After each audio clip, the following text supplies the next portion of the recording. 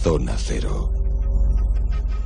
Mis queridos amigos, con muchísima ilusión afrontamos esta nueva temporada de monográficos Zona Cero y esperemos, como siempre, ilusionaros también a vosotros, aquí con Carlos Canales y Jesús Callejo, siempre descubriendo. Este año, acaso vamos a hacer más incursión en el enigma histórico, en el misterio de la historia, que muchísimos hay también por abordar, y aquí iremos desplegando algunos, seguro que os van a llamar la atención, como tantos años. Desde el año 98, cuando Carlos y Jesús comenzaron en aquel programa llamado La Red, ahí hicimos el primer monográfico, y hasta fecha de hoy ya, 9 años haciendo monográficos, unos cuantitos. Bueno, pues veo que aquí viene Jesús Callejo disfrazado, bueno, disfrazado no, vestido de gran guerrero, de gran hoplita espartano. ¿Qué tal, Jesús? Buenas noches. ¿Qué tal? Muy buenas noches. ¿Cómo has estado por Grecia, verdad? Sí, efectivamente. Por cierto, hueles a humito, ¿eh? No, pero aquí, como dice mi buen amigo Carlos Canales, cuando estoy parece que doy suerte y allí no hubo ningún incendio durante esos días. Hubo ¿verdad?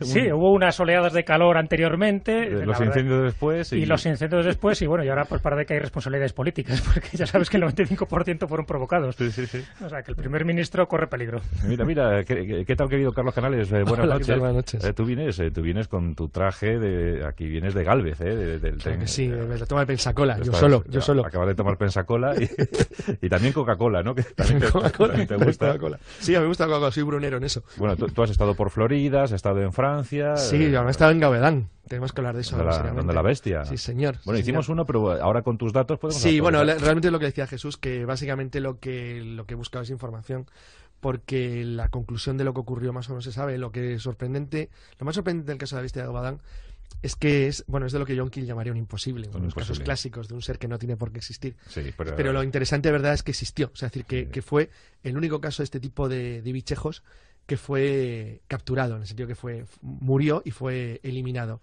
Pues aprovechando tu posicionamiento en la zona, vamos a revisar. Pues podemos revisar un día. El monográfico dedicado a la bestia de Gabedán. Pero bueno, hoy, para empezar esta nueva saga de monográficos, hemos elegido pues el mayor símbolo de Escocia. Como sabemos que todo lo relacionado con Escocia os apasiona, pues aquí traemos la piedra del destino, esa piedra en la que los antiguos reyes escoceses juraban y bueno, pues tuvieron un pequeño percance a finales del siglo XIII, tan pequeño que les arrebataron la piedra, el pedrusco se lo llevó el martillo de los escoceses y nada, total se la llevó 7 siglos.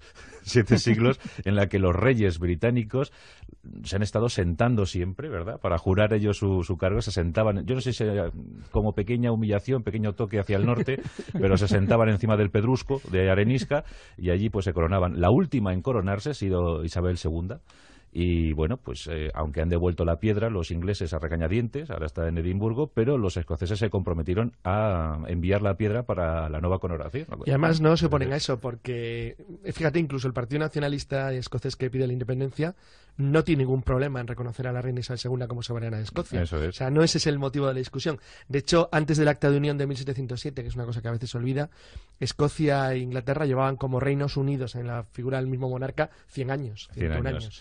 Vamos a saber algo más acerca de esta piedra del destino, que tiene también reminiscencias mágicas, hay mucha leyenda en torno a esta piedra, y vamos a contar seguro que cosas que os van a sorprender. El último rey escocés, Jesús, que juró fue, creo recordar, John Balliol, ¿verdad? Sí. Con la historia de William Wallace, pues ahora todo eso lo tenemos muy fresco. Muy fresco, Sí, fue en 1292, ¿verdad? John Balliol fue el último. Fue el último y 4 años después se la roban. ¿Y se la roba quién? Como tenemos muy fresco la película de Bret Hare, se la roba Eduardo I de Inglaterra. Qué malo era, ¿eh? Que era malo. Ya sabéis que uno de los apodos que recibía era patas largas, que en este caso habría que decir también tenía manos largas. Manos largas, porque... sí. Bueno, muy largas y fuertes, porque pesa en lo que se dice, pero pone peso un huevo. En la película Bret Hare, uno de los momentos más crudos es cuando Eduardo está en plena batalla y dice ataque total. Además, con ese tono. Dice, pero majestad, que también están los nuestros. Sí. Bueno, muy medieval eso. Y las flechas galesas cubrieron el campo de batalla. Daños colaterales. Sí. Pero ¿qué sabemos acerca de los orígenes de la piedra del destino? Bueno, pues fíjate, aquí como ocurre... Dice, los falsos son los auténticos, porque aquí hay de todo. Como ocurre con este objeto que tiene ese adjetivo del destino, ¿no? Fíjate que hay otros objetos que yo recuerdo ahora, por ejemplo, que me viene a la memoria la lanza del destino, o la mesa del destino, atribuida a la mesa de Salomón, o la calavera del destino, una de esas calaveras de cristal de la mitología maya. Bueno, pues En este caso estamos hablando de la piedra del destino. Bueno, todos estos objetos que tienen este nombre al final, que acaban en destino, significa dentro de sus leyendas que aquel que posea, en este caso la piedra, en parte tiene el destino del mundo, y si la pierde, también, de alguna forma, pierde ese control sobre su destino personal y sobre el destino como colectividad, como reino. Y aquí pues también se da lo mismo, y lógicamente siempre hay una parte legendaria y una parte histórica. La parte legendaria, la menos creíble, pero bueno, siempre hay que remontar este tipo de objetos sagrados, estos objetos mágicos, pues a un tiempo pues muy indeterminado. La leyenda más remota dice que esa piedra, la piedra del destino, sería la almohada de Jacob. Jacob, el famoso... El de la escalera. El de la escalera, en el pasaje del Génesis, en su capítulo 28, cuando duerme, cuando ve a esos ángeles que van subiendo y bajando de una escalera, él está reposando sobre una piedra. Por eso la llaman también, a nivel popular, la almohada de Jacob. Bueno, pues de ahí dicen que procedería esta piedra del destino. Evidentemente no hay forma de comprobarlo. No, aparte es una leyenda muy moderna y muy cambiada. Pero hay otro tipo de orígenes hacia la piedra, ¿no? Y luego contamos la parte histórica. La parte legendaria también es muy interesante saberlo porque es lo que le confiere esa sacralidad y sobre todo que sea el mayor objeto simbólico de los escoceses porque tiene precisamente en sí mismo ese carácter de mágico. Otra leyenda sostiene que esta roca fue traída a Escocia por la hija de un faraón egipcio, ni más ni menos, como no van a entrar los faraones también. Una hija que se llamaba Escota o Escotia y la trajo a través de España y de Irlanda. La verdad que el noroeste de España también tiene mucha relación con esta piedra y con los primeros habitantes de Irlanda. Sí, lo que pasa es que son ideas legendarias prácticamente del siglo XIX, o sea, están inventadas entre los siglos XVII y XIX, que es cuando se consolidan. Sí, son leyendas muy, muy modernas, la tradición más antigua de las leyendas que vinculan al mundo occidental y atlántico. Hablan de Brigantium, de hecho, también, el famoso Simón Breck, la lleva rey de Brigantium, son muy modernas, son leyendas ya posmedievales. Pero ¿cuándo que sí sabemos históricamente que empiezan a jurar los reyes escoceses? Con seguridad absoluta, desde luego sabemos que por lo menos durante... Tú has contado hasta 1292, pero al menos desde el siglo VII sí se encuentra la piedra del destino en Escocia. La tradición legendaria real, dentro de las leyendas me refiero, no quiere decir que sea auténtico, pero que al menos sí forma parte de una tradición legendaria no inventada, dice que la trajo el propio rey Kenneth MacAlpin, que es el rey de Alriada, uno de los fundadores de la Escocia moderna, del reino de Alba, que era el nombre antiguo de Escocia. Sabéis que Escocia estaba en manos de los pictos y que los escotos llegaron desde Irlanda, es decir, llegaron desde el otro lado del mar.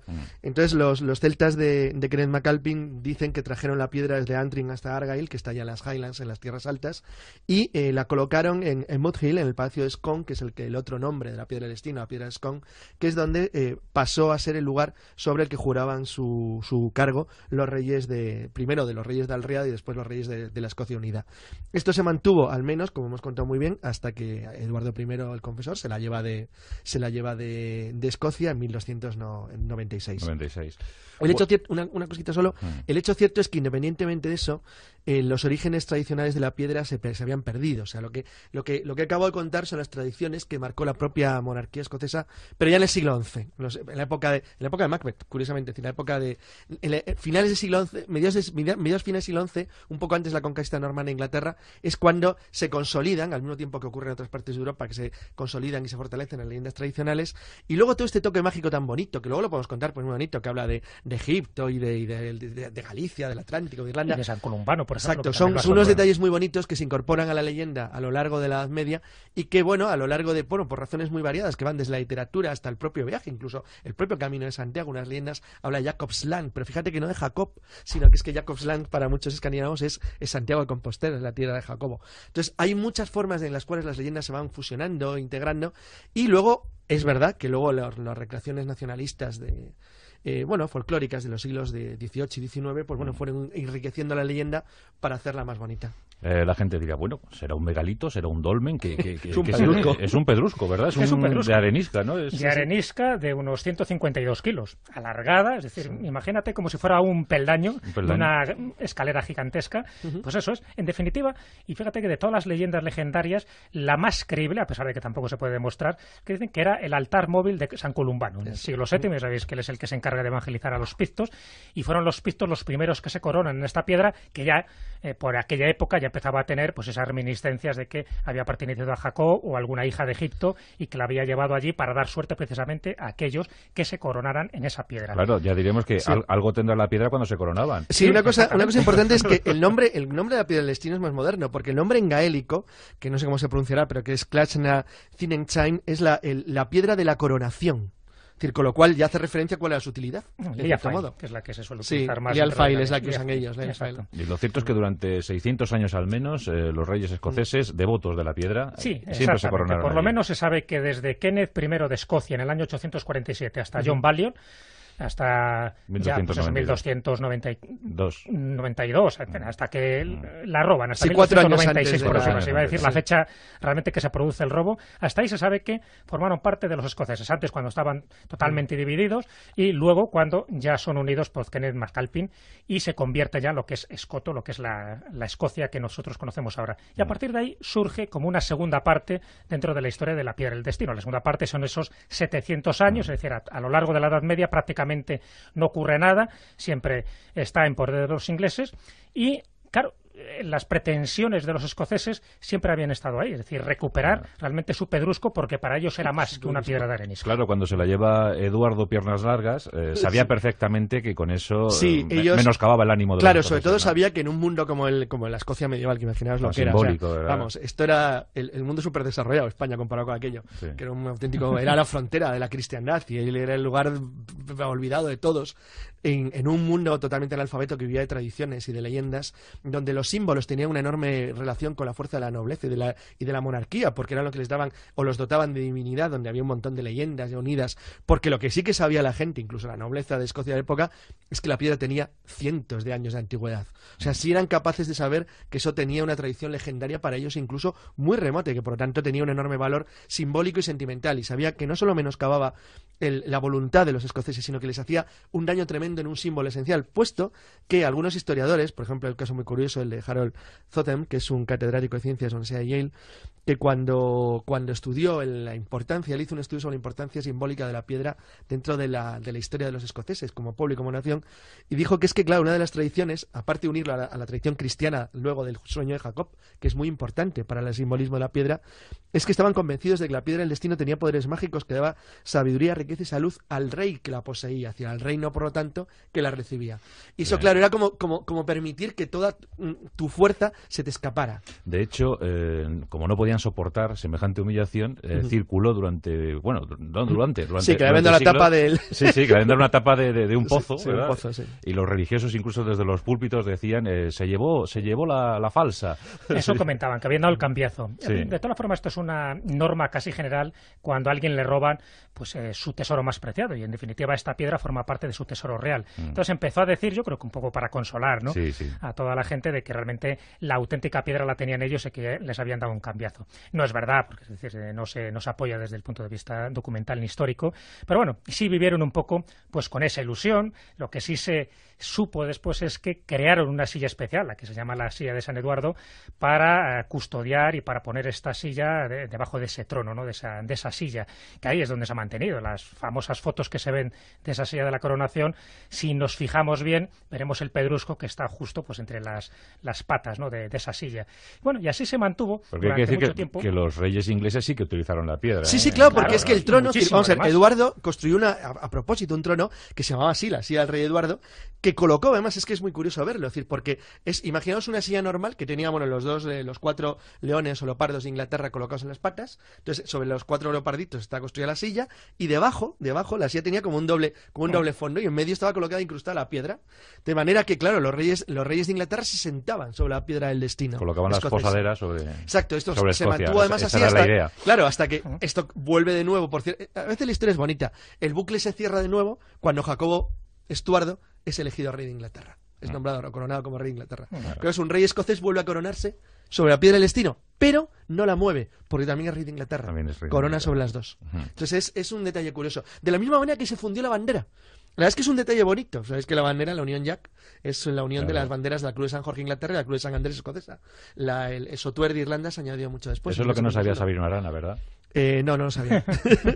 No, claro, pero que es que incluso la Cruz de San Patricio es que es es de 1801, es más reciente. Pero en principio era simplemente la Cruz de San Andrés, la Cruz de San Jorge sobre la Cruz de San Andrés. Bueno, pues con la piedra Destino hicieron lo mismo, es decir, era unir las dos coronas a partir de Jacobo con mantener la silla, que era la silla del rey de Inglaterra, sobre la piedra del destino, que era un símbolo escocés. Bueno, pues aquí tenemos a los escoceses suspirando por su piedra del destino durante siglos, y así llegamos con toda la carga de misterio, de magia, de anhelos por recuperarla al siglo XX. Al siglo XX, donde ocurren dos hechos importantes. Durante casi 6 siglos y medio no ocurre nada destacable, ¿no? Salvo que algún trocito de la piedra queda por ahí distraída y va a parar a los irlandeses, pero prácticamente por lo de Robert de Bruce, sí, ¿verdad? Exactamente, Robert de Bruce al final les da un trocito para que se contenten. Claro, la batalla de Bannockburn, ¿verdad? Exacto. Pues digo que tiene muchas peripecias, pero bueno, nada importante porque el gran Predusco, los 152 kilos, todavía formaba parte de la abadía de Westminster. Pero llega un momento en que en el siglo XX hay dos hechos muy significativos.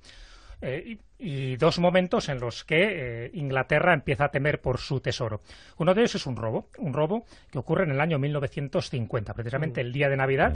Hay 4 estudiantes escoceses nacionalistas que anhelan tener esa piedra para su territorio y al final la roban dentro de la abadía de Westminster, lo cual fue todo un portento y un prodigio que pudieran robar esa piedra, porque no solo 152 kilos. Por eso digo, no solo por burlar las medidas de seguridad, sino porque no te llevas un pequeño Pero cuadrito. ahora veremos lo que es el destino con la piedra del destino. Pero es que yo imagino a la gente paseando el día de Navidad cerca de la abadía de Westminster y ver a 4 chicos a ir con una piedra enorme y viendo salir a 4 tiarrones, porque claro, eran tiarrones. Claro.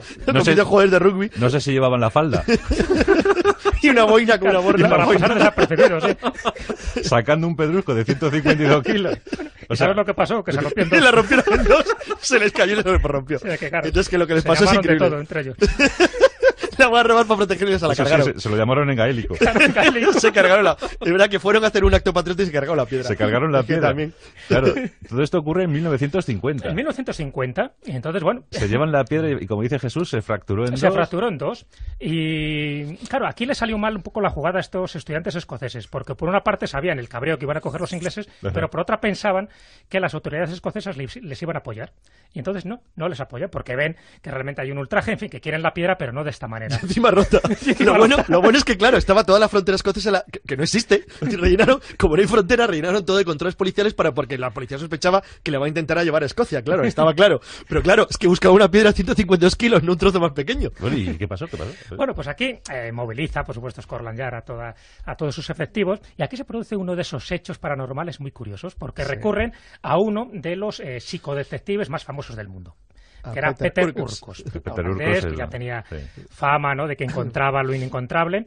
Entonces, bueno, pues recurrieron a él porque dijeron, bueno, vamos a ver si nos puedes echar una mano, porque aunque tenían una serie de pistas, pero incluso este tipo de pistas paranormales también eran de utilidad. Y efectivamente, Peter Urquhart lo que hace es que empieza a localizar la piedra a través de sus sistemas, ¿no?, que nunca llegó a revelar, y al final sí que encuentra... localiza perfectamente dónde está la piedra, pero además describe perfectamente la fisonomía de estos ladronzuelos. Lo hizo tan bien, es una cosa fantástica, claro, esta historia. Cuando se realiza el retrato robot de los autores del robo, al verse identificado, se rindieron. Sobre todo el que rompió la piedra, se hunde, ¿sabes?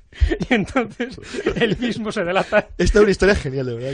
O sea que Peter Urquhart lo que hace es... Sí, él dirigió a la policía para que hiciera un retrato robot de los que él veía en su sistema de evidencia como responsables del robo. Entonces la policía, claro, publicó los retratos robots y lo vieron los que lo habían robado. Y los clavó. Sí, los clavó. Les clavó la cara, con lo cual se entregaron, claro, de la desesperación. Y todos con patillas, claro. Todos pelirrojos y con patillas. Con lo cual al final se recupera. No duró demasiado tiempo lo que fue el robo. El 11 de abril de 1951 se encuentra en la abadía de Morat. Entonces estuvieron ahí dando casi 4 meses. Evidentemente, por eso recurren a este psicodetective, ¿no? Porque ya veían que por los procedimientos normales no lo conseguían.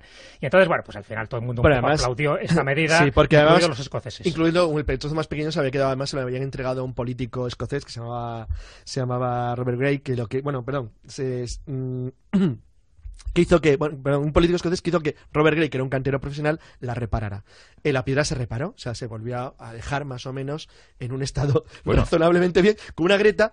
Tiene una cruz, por cierto, esa cruz es anterior, pero no es de la época en que era utilizada por los paganos. Pero quede constancia como caso resuelto por un detective psíquico. Sí, es cierto. Bueno, aunque eso sea más que resuelto, porque realmente no lo resolvió, lo que pasa es que como estos se rindieron... Sí, bueno, pero las pistas que dio, los datos, la ubicación geográfica, era tan Sí, clara, en fin, era Es de como los casos más notables. tan sí, abismal, ¿no? La aportación de pruebas, que por eso los responsables de ese robo, pues al final se derrumbaron porque veían que os entregaban por las buenas o por las malas. Ya te digo, tampoco al encontrar apoyo dentro de las autoridades escocesas, vieron que era una batalla totalmente perdida y por eso ya se entregan. Pero realmente Peter Urco sí que tuvo una labor principal porque fue un poco el detonante de que ellos se entregaran. Bueno, Falta otro hecho del siglo XX, porque contar ahora que es la entrega, me imagino. la entrega. Claro, exactamente. Y el otro acontecimiento Cuando importante... se cumplían 8 siglos, ¿verdad?, del Exacto. robo. Sí, buscan un día clave, Sí. un día simbólico, que era el día de San Andrés, el 30 de noviembre de 1996. Qué buen día ese, ¿eh? Sí. Un buen día. Un buen Un buen día para los escoceses. Y para mí, porque es mi cumpleaños. Claro. Por eso te llamas Juan Antonio. Claro. Como todo el mundo sabe. Como todo el mundo sabe. Y entonces, bueno, la verdad es que la pompa y la circunstancia que se empleó para esta ceremonia fue como si hubieran entregado la corona y las joyas reales. Evidentemente, De esto hecho, está también... junto a las joyas de la corona de Exactamente, Escocia. por eso Sí. está, ¿no? Ahí Pero comprado. se movilizaron todo el mundo, es decir, hubo 12.000 personas curiosos que quisieron asistir a este momento histórico. La comitiva estaba formada por altos dignatarios, tanto políticos como religiosos. Escoltaban este tesoro, que definitivamente que era la piedra del destino. Y entonces es cuando pasa de manos británicas, representadas por Michael Forsyth, que era el secretario británico para la nación escocesa, y pasa a manos escocesas, que en este caso estaba representado por el reverendo escocés Jock Mackido. Bueno, ahí, ya digo, todas esas circunstancias, con toda la solemnidad que los ingleses suelen dar a este tipo de ceremonias, lo que hacen es que ya queda custodiada en este castillo de Edimburgo. Y nada, entonces solo hay una pequeña condición que pusieron los ingleses, que tú lo dijiste al principio, y es que se la devuelven de una forma definitiva, pero siempre con la condición de que vuelva a Londres para futuras coronaciones, y con esas condiciones pues fueron aclamadas y acogidas por parte de los escoceses. Es uno de los motivos por los que John Major, Sí, el fue el antiguo que premier, claro. tiene tan buen cartel en Escocia. Se lo valoran. Sí, Se lo porque valoran, que fue él el que puso lo mucho propuso. empeño. Sí, porque en definitiva él podía haber pasado un poco de ese cáliz, ¿no? Y decir que fuera otro primer ministro el que tomara esa responsabilidad, porque es algo que pasa un poco con el Peñón de Gibraltar. Continuamente se venía reclamando a los distintos ministros. A Inglaterra Hasta todo lo John que se le reclame son 800 años. Sí, Entonces, como Se lo toman con calma. Y entonces lo de esas... Gibraltar, que fue en 1700, ¿verdad? No, Pues- todavía nos queda una buena temporadilla, ¿no?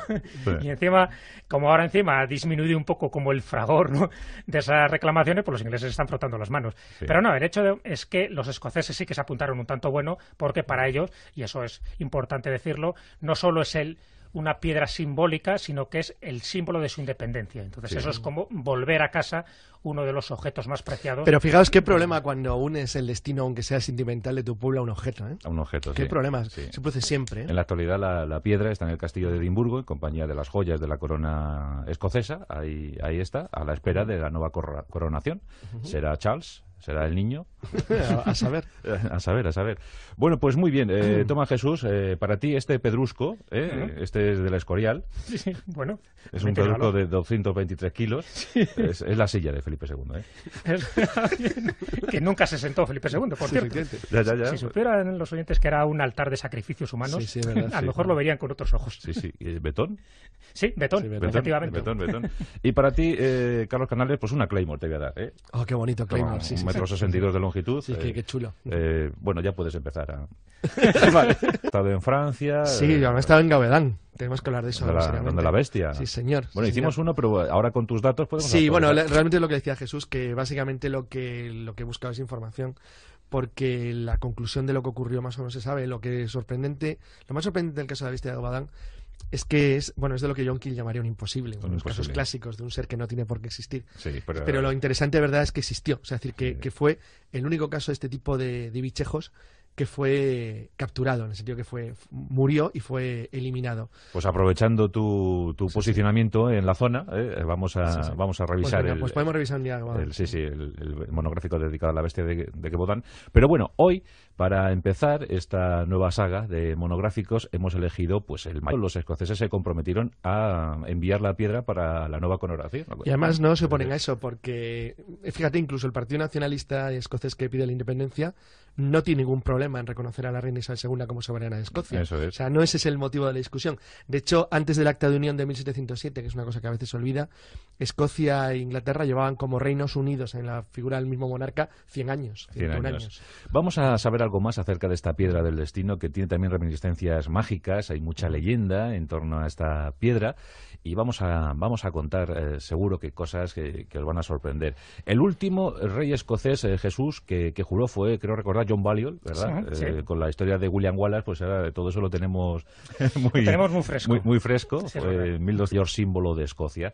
Como sabemos que es todo lo relacionado con Escocia os apasiona, pues aquí traemos la piedra del destino, esa piedra en la que los antiguos reyes escoceses juraban y bueno, pues tuvieron un pequeño percance a finales del siglo XIII, tan pequeño que les arrebataron la piedra, el pedrusco se lo llevó el martillo de los escoceses y nada, en total se la llevó 7 siglos. 7 siglos en la que los reyes británicos se han estado sentando siempre, ¿verdad? Para jurar ellos su cargo, se sentaban, yo no sé si era como pequeña humillación, pequeño toque hacia el norte, pero se sentaban encima del pedrusco de arenisca y allí pues se coronaban. La última en coronarse ha sido Isabel II. Y bueno, pues aunque han devuelto la piedra los ingleses a regañadientes, ahora está en Edimburgo, pero... La Zona Cero. Mis queridos amigos, con muchísima ilusión afrontamos esta nueva temporada de monográficos Zona Cero y esperemos, como siempre, ilusionaros también a vosotros, aquí con Carlos Canales y Jesús Callejo, siempre descubriendo. Este año, acaso vamos a hacer más incursión en el enigma histórico, en el misterio de la historia, que muchísimos hay también por abordar, y aquí iremos desplegando algunos, seguro que os van a llamar la atención, como tantos años. Desde el año 98, cuando Carlos y Jesús comenzaron en aquel programa llamado La Red, ahí hicimos el primer monográfico y hasta fecha de hoy ya 9 años haciendo monográficos, unos cuantitos. Bueno, pues veo que aquí viene Jesús Callejo disfrazado no, vestido de gran guerrero, de gran hoplita espartano. ¿Qué tal, Jesús? Buenas noches. ¿Qué tal? Muy buenas noches. Como has estado por Grecia, ¿verdad? Sí, efectivamente. Y me he por traído... cierto, hueles a humito, ¿eh? No, pero aquí, como dice mi buen amigo Carlos Canales, cuando estoy parece que doy suerte y allí no hubo ningún incendio durante esos días. Hubo ¿verdad?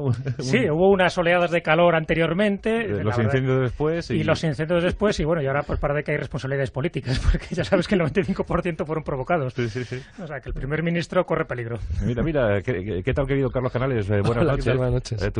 Tú vienes con tu traje aquí vienes de Gálvez, del Claro que tren. sí, me lo toma de Pensacola, yo solo. Acabas de tomar Pensacola y también Coca-Cola, ¿no? Que también Coca-Cola, también te gusta. Coca-Cola. Sí, a mí me gusta Coca-Cola, soy brunero en eso. Bueno, tú has estado por Florida,